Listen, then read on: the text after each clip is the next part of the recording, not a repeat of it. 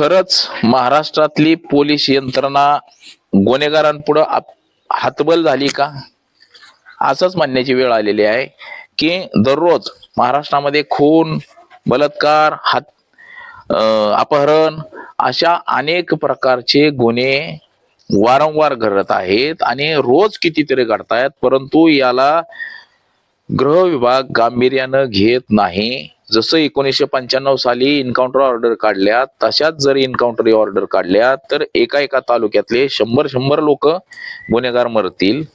परंतु ही गुन्हेगारीकरण रोखण्यासाठी पोलीस यंत्रणा सपशेल अपयशी ठरते का? महाराष्ट्रामध्ये पोलीस यंत्रणा काहीच करत नाही का, असं देखील म्हणता येईल.